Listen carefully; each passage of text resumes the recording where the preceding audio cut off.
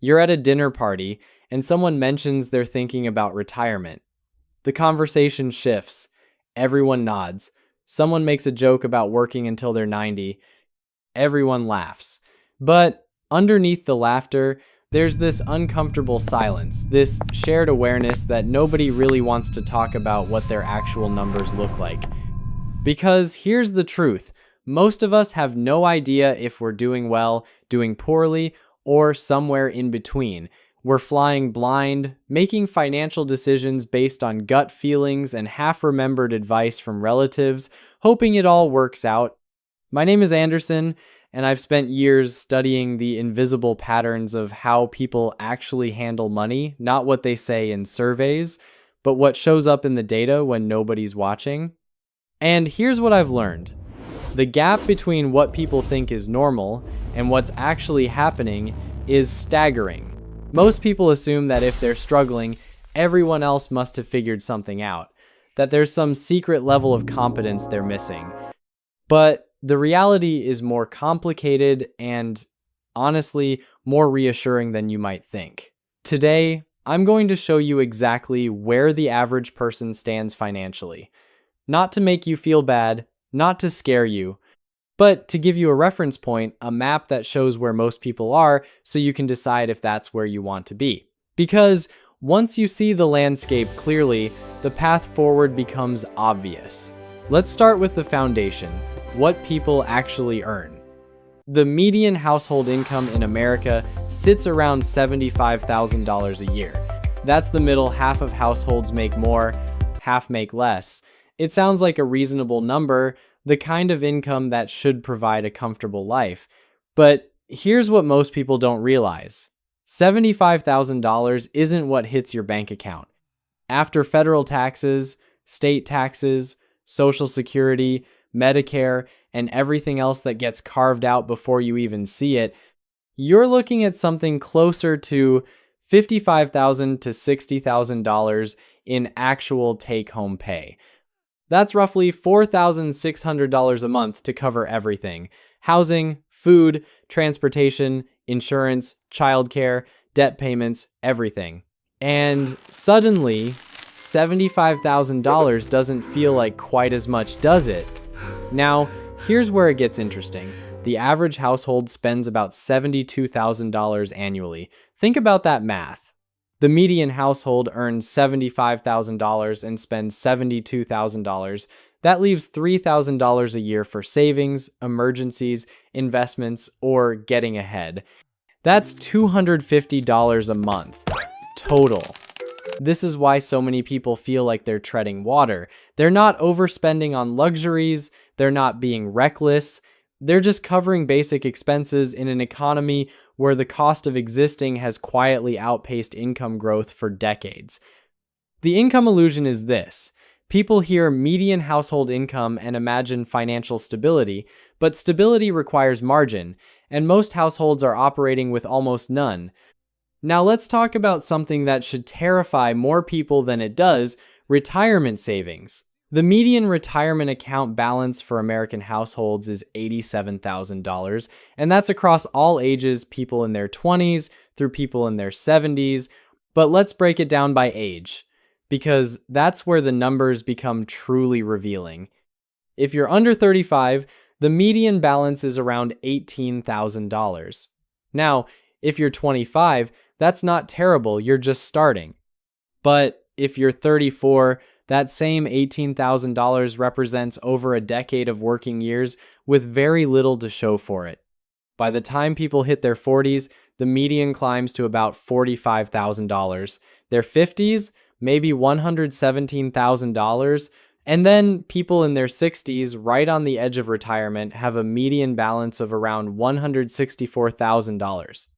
Here's what that actually means in practice. If you retire at 65 with $164,000 and follow the standard 4% withdrawal rule, you can pull out about $6,500 a year. That's roughly $540 a month. $540 to live on for potentially 20 to 30 years. Even if you add in Social Security, which averages around $1,900 a month, You're looking at total monthly income of about $2,400. That's $28,800 a year to fund your entire life once you stop working. No mortgage payment, maybe you can make it work. Still have housing costs, you're gonna struggle. And here's the part that keeps me up at night. Roughly 35% of Americans have nothing saved for retirement. Zero. They're planning to rely entirely on Social Security, which was never designed to be anyone's sole source of income. These aren't lazy people. These aren't people who don't care. These are people who spent decades in survival mode where every dollar went to immediate needs, and the future kept getting pushed further away. Let's shift to something that shapes daily decisions more than almost anything else: debt. The average American household carries about $145,000 in total debt. But that number hides the real story, because not all debt functions the same way. Mortgage debt makes up the largest portion, around $220,000, for households that have a mortgage. And while that's a big number, at least it's attached to an asset. You're buying something that, in theory, builds equity over time. But then there's the other kind of debt, the kind that just drains you. The average household carries roughly $6,200 in credit card debt, and unlike mortgages, this debt doesn't build anything. It's past consumption that you're still paying for, usually at interest rates between 18 and 25%. If you're carrying $6,200 at 22% interest, you're paying around $1,350 a year just in interest. That's $112 a month that accomplishes nothing except keeping you in place. Student loan debt adds another layer, averaging around $38,000 for households that have it. Car loans typically sit around $28,000, and then there are personal loans, medical debt, and all the other ways people borrow to stay afloat. The architecture of debt creates this bizarre situation where people are simultaneously trying to build wealth and dig themselves out of holes. It's like trying to climb a mountain while tied to an anchor. You might make progress, but it's going to be slow and exhausting. And here's what the data shows.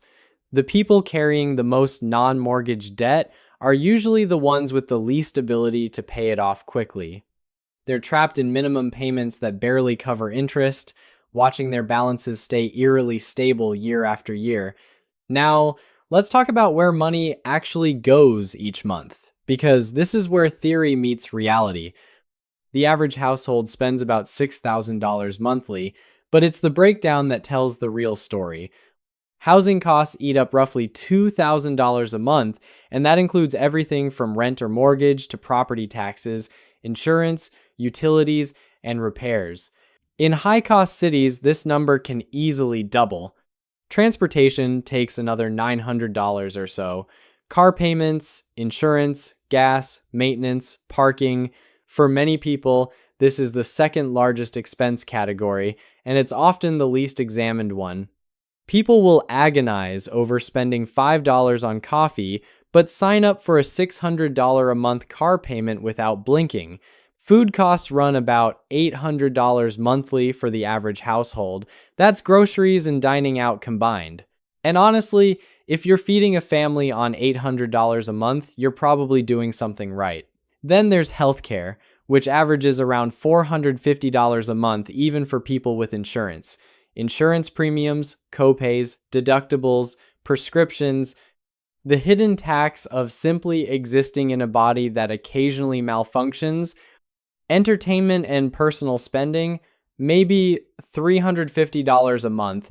That's streaming services, hobbies, date nights, the occasional splurge. Not extravagant, just normal life maintenance.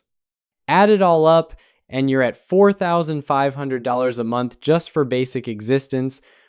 And we haven't covered savings, retirement contributions, emergency funds, kids' activities, pet care, or any of the 100 other things that show up in real life. This is why people making decent incomes still feel broke. The baseline cost of living consumes almost everything, leaving very little room for building anything beyond survival. Net worth is probably the best single metric for understanding someone's overall financial health. It's simple. Add up everything you own, subtract everything you owe, and whatever's left is your net worth. The median net worth for American households is about $192,000. But as always, the age breakdown tells a more complete story. Under 35, median net worth is around $39,000.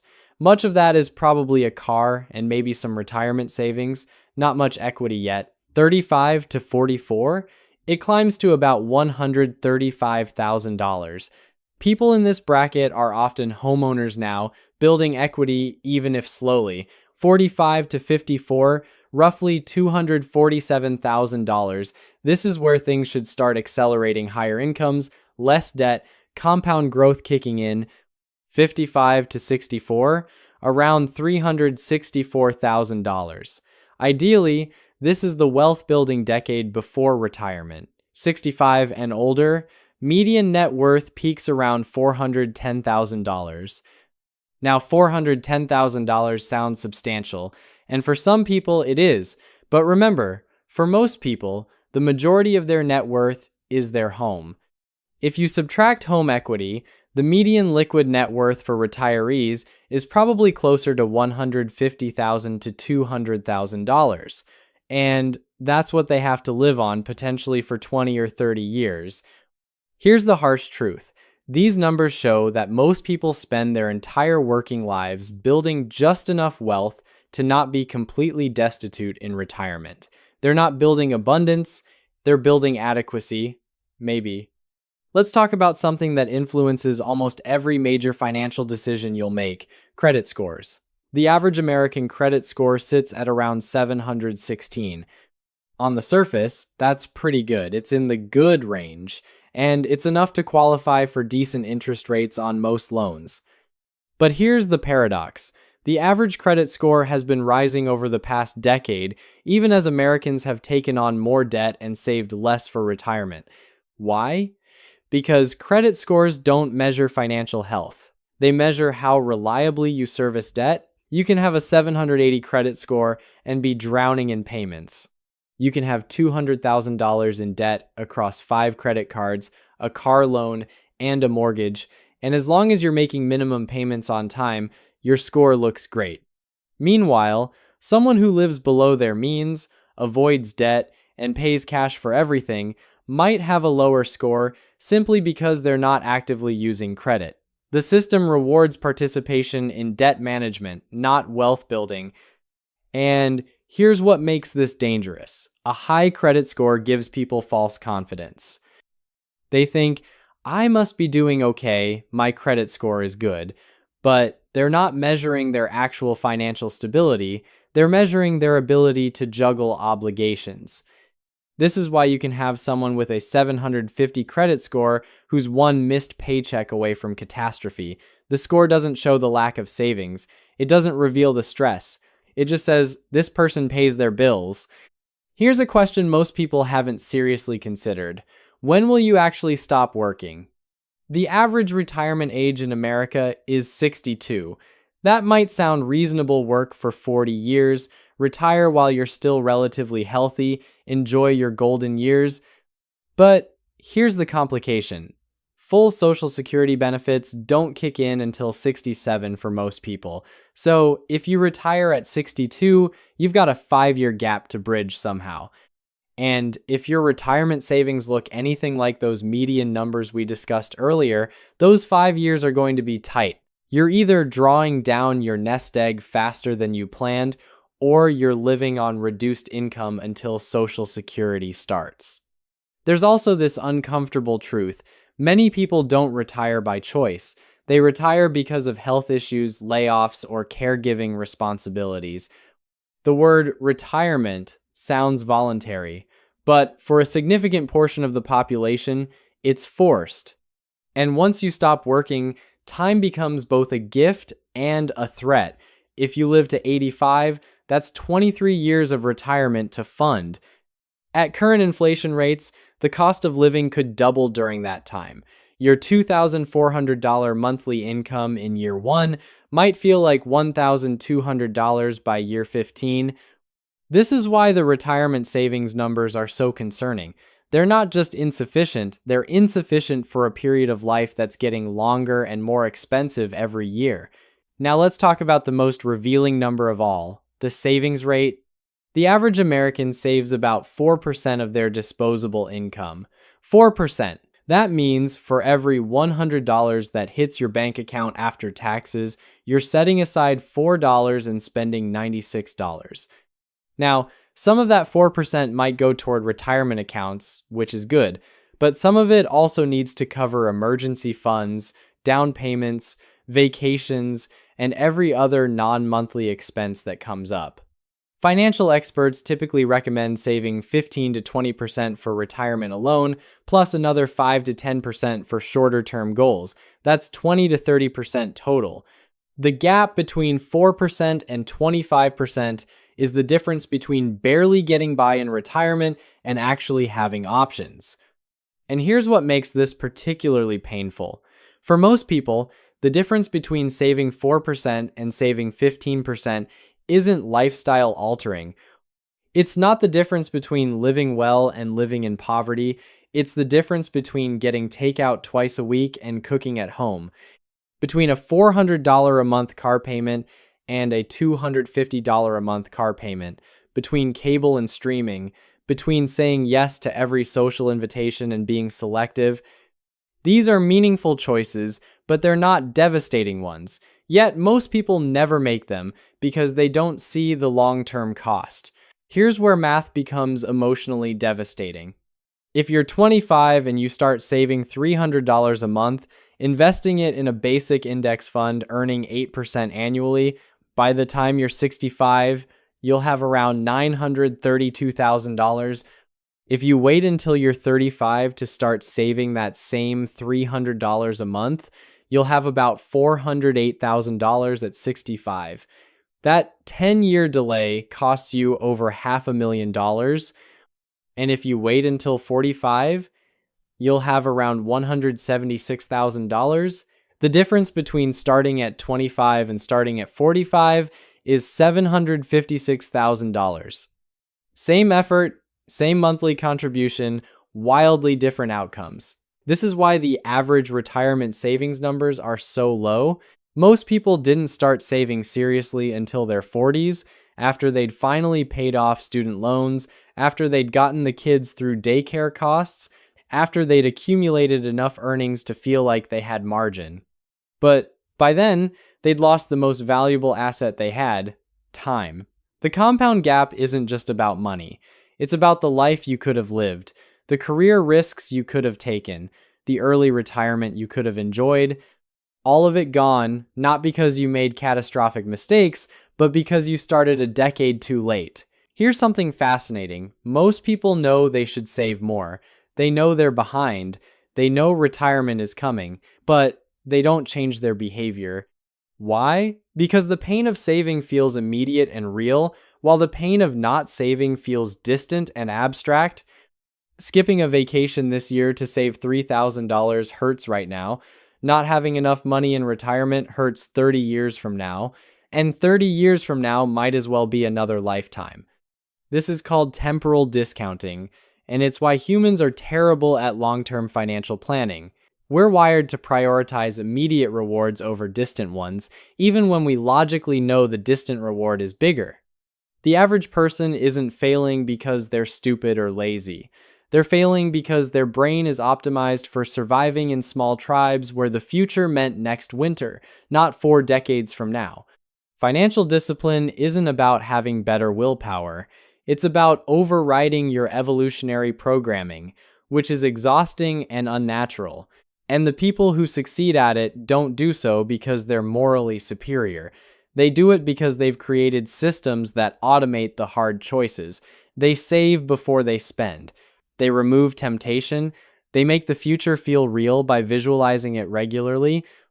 Let's talk about the real price of being average. If you're earning $75,000 a year and saving 4%, you're putting away $3,000 annually. Over 30 years at 8% growth, That's about $367,000. If you increase that to 15%, saving $11,250 annually, you'll have around $1.4 million. Same job, same income, but you've built $1 million more in wealth. That extra million isn't just a number, it's freedom. It's the ability to walk away from a job you hate. It's the option to retire early. It's the cushion that means unexpected expenses don't destroy you. And what did you give up to get it? Probably some restaurant meals, a slightly smaller apartment, driving your car a few extra years, skipping a few discretionary purchases. Here's the brutal honesty. Most people will trade $1 million of future freedom for $30,000 worth of incremental lifestyle upgrades spread across their 30s and 40s. They'll look back at 60 and realize they spent six figures on things they don't remember: meals, clothes, gadgets, subscriptions, and got nothing permanent in return. This isn't judgment, this is pattern recognition. The average person makes financially average choices and gets financially average outcomes. And those outcomes are increasingly inadequate for a comfortable life. Here's the thing about all these statistics: they're descriptive, not prescriptive. They tell you where most people end up, they don't tell you where you have to end up. If you're 30 with $15,000 saved, you're right at the median. But you're also young enough that increasing your savings rate by even 5% could completely change your trajectory. If you're 50 with $100,000 saved, you're slightly behind. But you're also likely at your peak earning years, and the next 15 years could be your most productive wealth building period. The data shows that most people don't get serious about money until their 40s or 50s. By then, they've lost the compounding power of their 20s and 30s. But that doesn't mean they're doomed. It just means they have to be more intentional. Here's what beating the average actually requires. You need to save more than 4%. You need to avoid high interest debt. You need to invest consistently, even when markets feel scary. You need to resist lifestyle inflation when you get raises. You need to optimize the big expenses, housing and transportation, instead of obsessing over coffee. None of this is complicated, but it is hard because it requires consistently choosing your future self over your present self. The average person retires at 62 with about $164,000 saved, plus Social Security. They spent 40 years working, and they have just enough to survive if nothing goes wrong. That's the benchmark. That's normal. And if that sounds depressing, good, because you should find it depressing. You should look at those numbers and think, I want better than that. Not because you're greedy or materialistic, but because you deserve more than just scraping by after decades of work. The statistics aren't destiny. They're a map of where most people end up when they follow the cultural defaults, spending most of what they earn, saving a little, hoping it works out, but you don't have to follow the defaults. You can save 15% instead of 4%. You can avoid credit card debt. You can drive a modest car and invest the difference. You can make choices that feel slightly uncomfortable now and create abundance later. The average person doesn't do these things, which means if you do, you won't be average. And maybe that's exactly what you needed to hear.